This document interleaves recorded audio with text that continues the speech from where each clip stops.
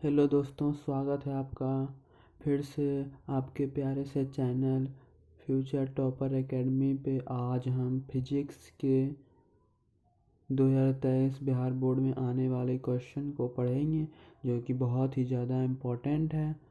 तो short question है, तो ध्यान से देखिएगा। स्टार्ट करते हैं।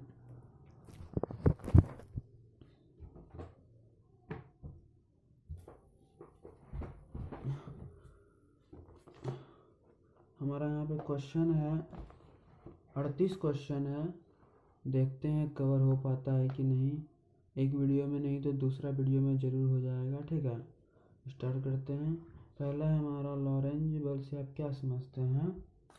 लॉरेंज वह बल होता है जैसे कि मान लिया जाए किसी बिंदु पर कोई बिंदु गतिशील कर रहा है, कोई आवेशित बिंदु गतिशील कर रहा है और उस पर विद्युत क्षेत्र और चुंबक क्षेत्र दोनों ही लगे, तो वह बिंदु जो जिस बल का अनुभव करती है उसे ही लॉरेंज बल कहते हैं। ठीक है, और विद्युत द्विध्रुव समझाते आते हैं और आंसर देते जाते हैं। ठीक है, स्टार्ट करते हैं। ध्यान से देखते जाइएगा।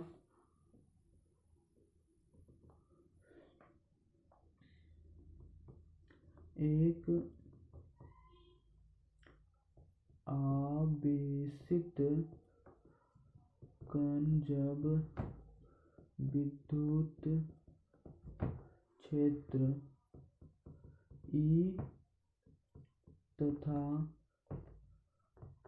चुंबकीय क्षेत्र B में गति करता है तो उसके द्वारा अनुभव किए गए कुल बल को लॉरेंज बल कहते हैं।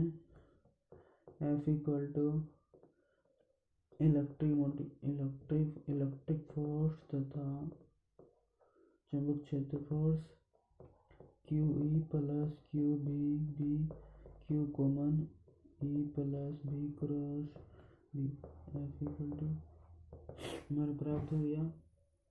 दूसरा क्वेश्चन है विद्युत द्विध्रुव की परिभाषा दें। विद्युत द्विध्रुव देखिए, दो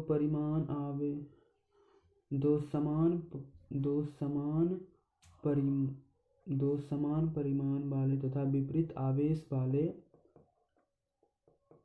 आवेश अत्यल्पांश दूरी पर रखे हो वैसे युक्ति को विद्युत द्विध्रुव कहते हैं। ठीक है, आंसर देख लीजिए।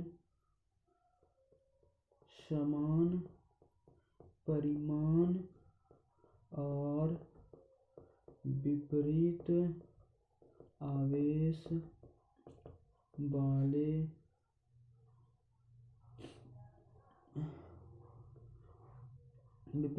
वाले बिंदु जब अत्य अल्पांश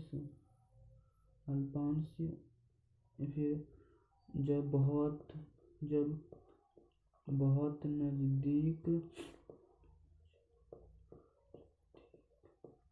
रखी हो तो वैसे युक्ति को विद्युत द्विध्रुव कहते हैं। विद्युत द्विध्रुव कहते हैं। ठीक है, इसे ठीक है। तीसरा क्वेश्चन है संधारित्र की धारिता को समझाएं तथा SI मात्रक लिखें। संधारित्र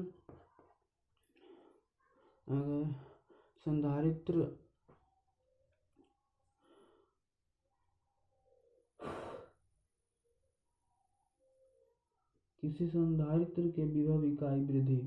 अगर संधारित्र यही होता है, दो प्लेट होते हैं, एक प्लेट धरती से जुड़ी होती है और एक में आवेश प्रवाहित करने पर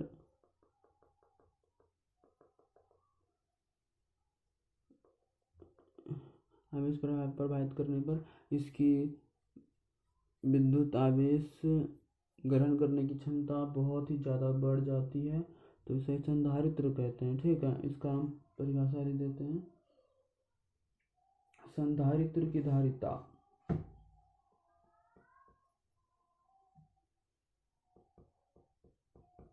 संधारित्र की धारिता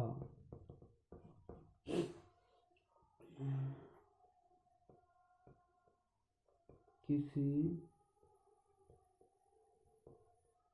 संधारित्र के विभव में इकाई वृद्धि करने के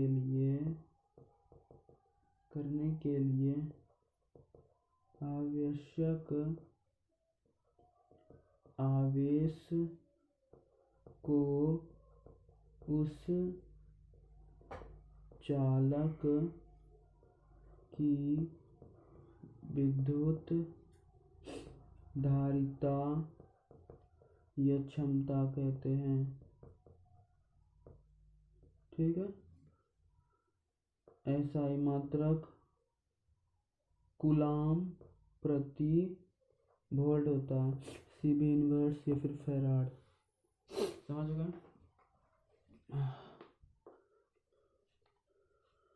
इसे मिटा देते हैं।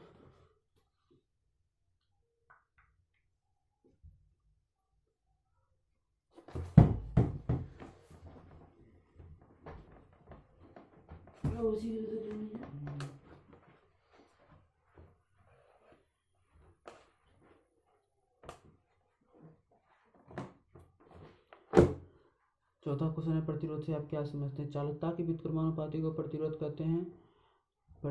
कहते हैं, लेकिन यह प्रतिरोधकता है। ठीक है, प्रतिरोधकता वह होती है किसी चालक के लंबाई के समानुपाती तथा अनुप्रस्थ काट के व्युत्क्रमानुपाती। ठीक है, लिख देते हैं परिभाषा। किसी चालक तार के लंबाई के समानुपाती तथा अनुप्रस्थ काट के व्युत्क्रमानुपाती होता है। R समानुपाती I, R समानुपाती L, R व्युत्क्रमानुपाती A।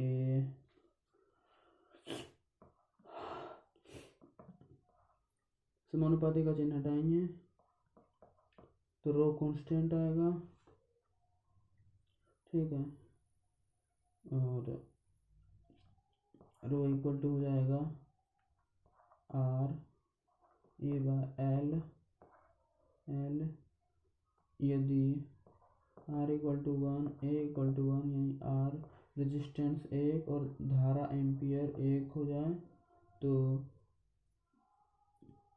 प्रतिरोधकता प्रतिरोध के बराबर हो जाएगी। ठीक है, विद्युत वाहक बल पूछ रहा है 5वां क्वेश्चन में। विद्युत वाहक बल होता है जैसे कि हमारा बैटरी है,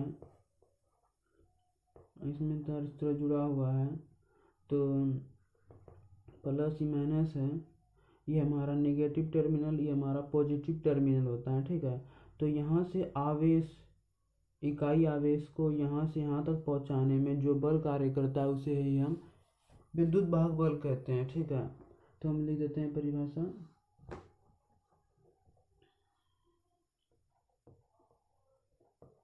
विद्युत वाहक बल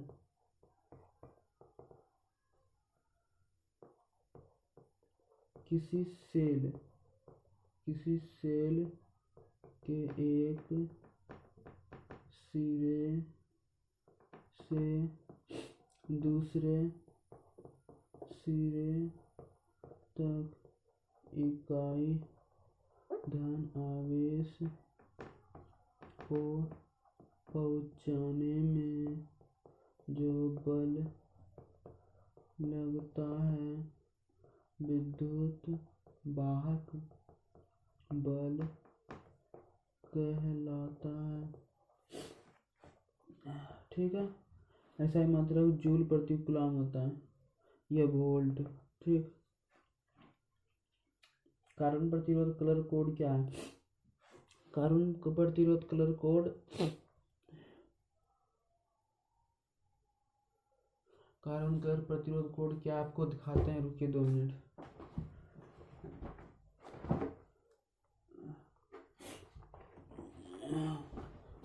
कारण कलर कोड प्रतिरोध हमारा यही होता है, इसे आप जानते होंगे। एक कार्बन का प्रतिरोध कोड है, इसे इस तरह बनाया जाता है, इस पे 3 धारी यहाँ और 1 धारी यहाँ होती है। ठीक है, यह एक प्रतिरोध होता है, यह एक प्रतिरोध होता है। इस पे अगर हम प्रतिरोध का मान 4 ओम इतना 1000 ओम अगर लिखें तो देखने में और लिखने में प्रॉब्लम होती है, जिसके कारण कि इसे कलर कोड के द्वारा बताया जाता है कि अगर ये लाल होता है तो इतना ओम का, ये सोनाटा होता है तो इतना प्रतिशत त्रुटि, इस तरह इसे प्रदर्शित किया जाता है। ठीक है, इसे ही कार्बन कलर कोड प्रतिरोध कहते हैं। ठीक, तो हम लिख देते हैं कलर कोड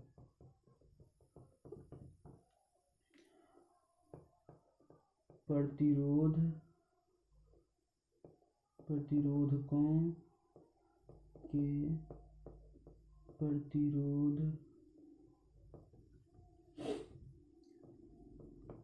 के मान को 4 रंगीन बैंडों द्वारा लेपित किया जाता है, जो उनके प्रतिरोध का मान बताता है। इसे ही प्रतिरोध का कार्बन कलर कोड कहते हैं, कलर कोड कहते हैं। ठीक है, 7वां क्वेश्चन है, 7वां क्वेश्चन है अन्योन प्रेरण से आप क्या समझते हैं? अन्योन प्रेरण, प्रेरण 2 प्रकार के होते हैं, स्वप्रेरण, अन्योन प्रेरण। ठीक है, स्वप्रेरण जो खुद के अनुसार होता है, अन्योन प्रेरण किसी और के प्रेरण के द्वारा होता है। हम प्रेरण बहुत एक अच्छी चैप्टर है, बहुत बड़ा, और इससे बहुत ही वीवीआई क्वेश्चन, बहुत ही लॉन्ग क्वेश्चन भी पूछे जाते हैं, तो हम इसको एकदम पूरा अच्छा से आपको समझा देते हैं।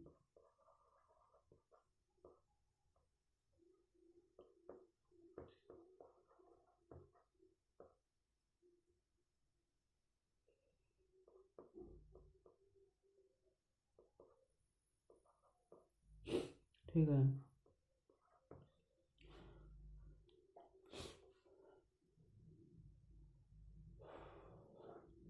प्रेरण देखिए क्या होता है,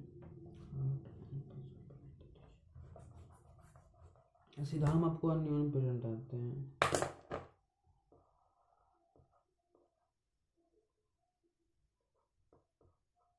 ठीक है, अन्योन प्रेरण क्या होता है, हम अगर धारा प्रवाहित करते हैं तो इसमें धारा प्रवाहित होती है, तो इसमें जो प्रेरित धारा उत्पन्न होती है वह मुख्य धारा, यानी अगर हम बैटरी से धारा इधर प्रवाहित करते हैं तो प्रेरित धारा इधर गति करती है उसी, और जब इसका मान बहुत ही तेजी से वृद्धि कर देते हैं, बहुत ज़्यादा बढ़ा देते हैं, तो धारा, प्रेरित धारा इसी की दिशा में गति करने लगती है। इसे ही अन्योन प्रेरण करते हैं, यानी खुद के द्वारा प्रेरण। ठीक है,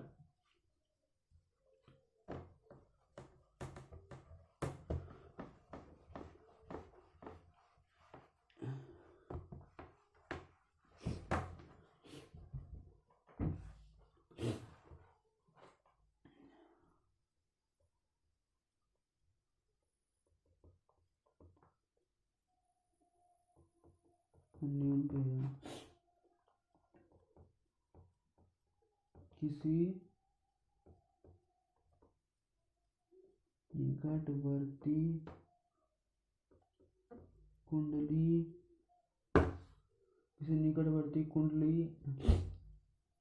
में धारा परिवर्तन की दर के कारण किसी कुंडली में विद्युत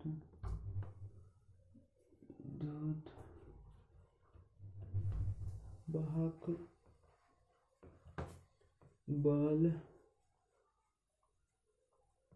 के प्रेरण की घटना को अन्यून प्रेरण कहते हैं। ठीक है, 8वां नंबर है चौक कुंडली। क्या है? चौक कुंडली को समझाएं।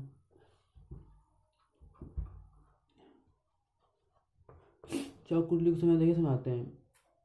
अगर कोई प्रतिरोध है जैसे कि पंखा, ठीक है, इसमें हमारा 220 एम्पीयर धारा वोल्ट लगता है। ठीक है, अगर 420 लग रहा है तो 220 वोल्ट पंखे में जाएगा तो पंखा तो जल जाएगा। इसी कारण पहले बीच में एक 200 वोल्ट का प्रतिरोध जोड़ दिया जाता था। प्रतिरोध जोड़ने से तो यहाँ पे 220 वोल्ट चले जाएगा, लेकिन प्रतिरोध विद्युत ऊर्जा को ऊष्मा ऊर्जा में परिवर्तित करते रहेगी, जिसके कारण कि विद्युत ऊर्जा खपत होते रहेगी और ऊष्मा ऊर्जा में बदलती रहेगी। इसी कारण एक चौक कुंडली लिया गया है। चौक कुंडली क्या करता है? एक परिनालिका होती है जो कि यहाँ पे जोड़ दिया जाता है। ठीक है, वो बिना विद्युत ऊर्जा खपत किए 220 वोल्ट पंखे तक पहुँचा दिया जाता है। यह एक प्रकार की कुंडली होती है। ठीक है, इसे एक चौक कुंडली कहते हैं। देखिए परिभाषा क्या है।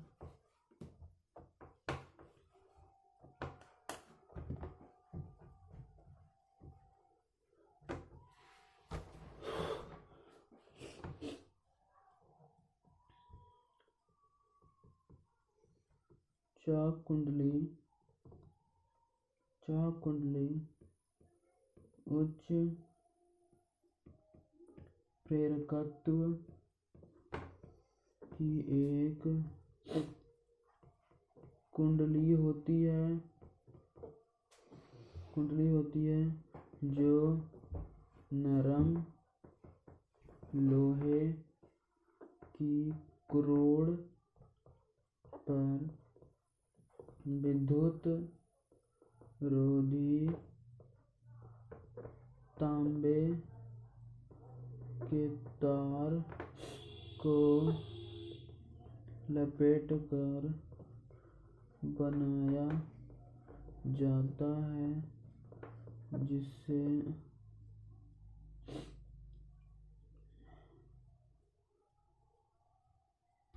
इस कुंडली में प्रतिरोध शून्य होती है तथा यह धारा की प्रबलता घटा देता है। ठीक है, 9th नंबर क्वेश्चन है हमारा, चुंबक के क्षेत्र में दो मानक स्थितियों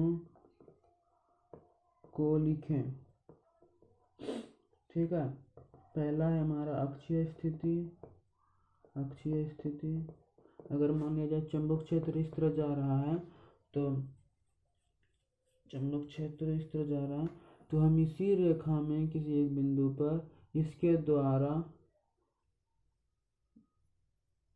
द्वारा लगाए गए चुंबक क्षेत्र की गणना करते हैं। अगर चुंबक क्षेत्र इस तरह जा रहा है, तो हम यहाँ पे रख करके इसके द्वारा लगाए गए चुंबक क्षेत्र की गणना करते हैं, तो वह निरक्षीय स्थिति में आ जाती है।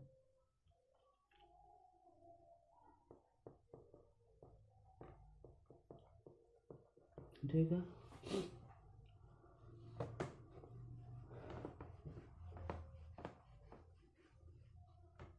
दसवां क्वेश्चन है हमारा, पृथ्वी के चुंबकीय तत्व को समझाएं। पहला है चुंबकीय अवनमन, ये दिक्पात। ठीक है। दूसरा है चुंबकीय नति अथवा नमन। तीसरा है पृथ्वी के चुंबकीय क्षेत्र का क्षैतिज घटक। ठीक है। 11वां क्वेश्चन है हमारा, आवर्तनांक। आवर्तनांक से आप क्या समझते हैं? ज़्यादा तो कुछ नहीं है। दो माध्यम के कोणों की ज्या के अनुपात को आवर्तनांक कहते हैं।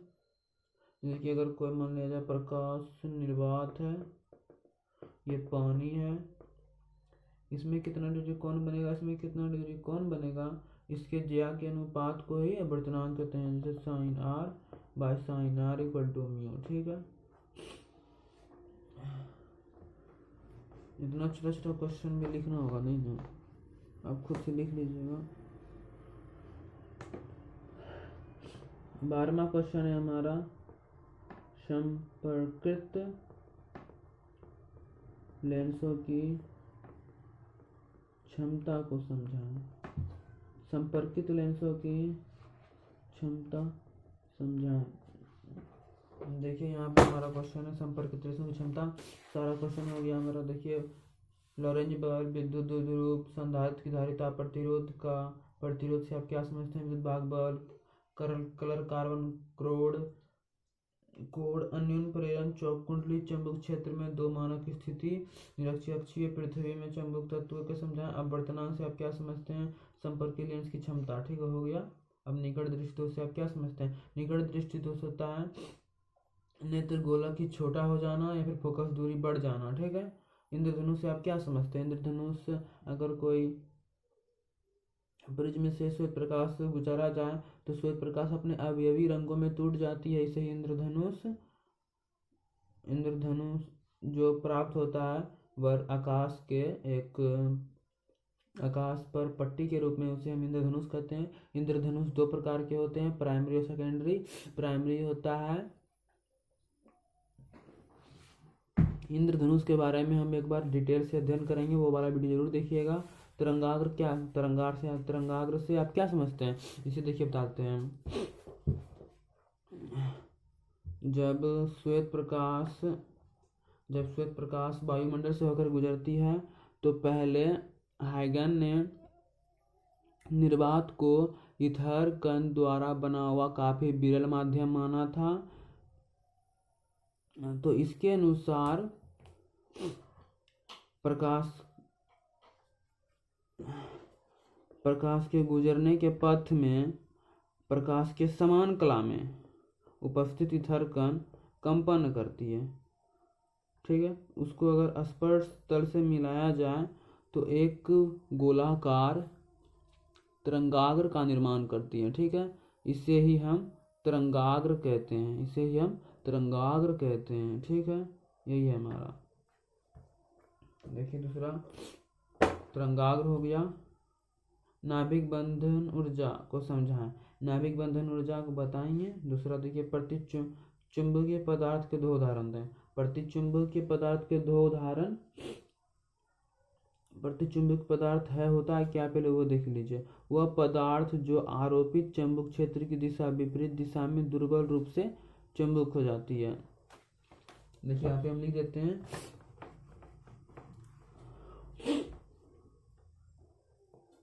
प्रतिचुंबकीय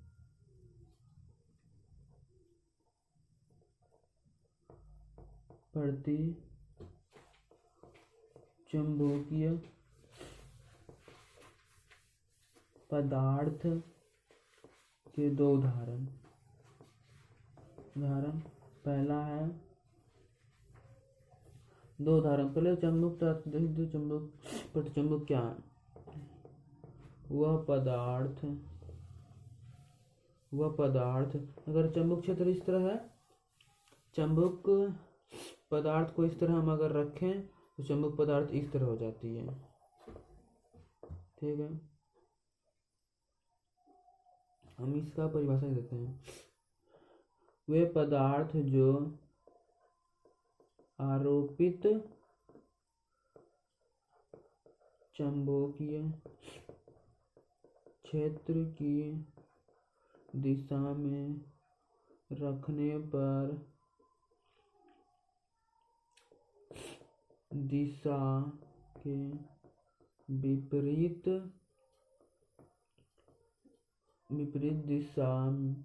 दिशा में दुर्बल रूप से चुंबकीय हो जाते हैं। प्रतिचुंबकीय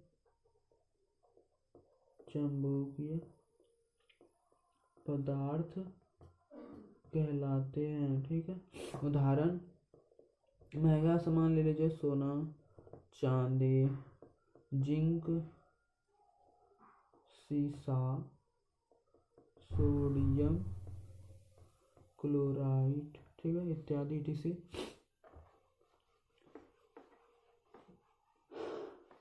ठीक है, आगे देखते हैं। ये भी हो गया कारण प्रतिरोध कलर कोड, ये भी हो गया। प्रकाश विवर्तन से आप क्या समझते हैं। इतना क्वेश्चन आज रहने दीजिए, बाद में फिर कर देंगे। बाय बाय दोस्तों, लव यू।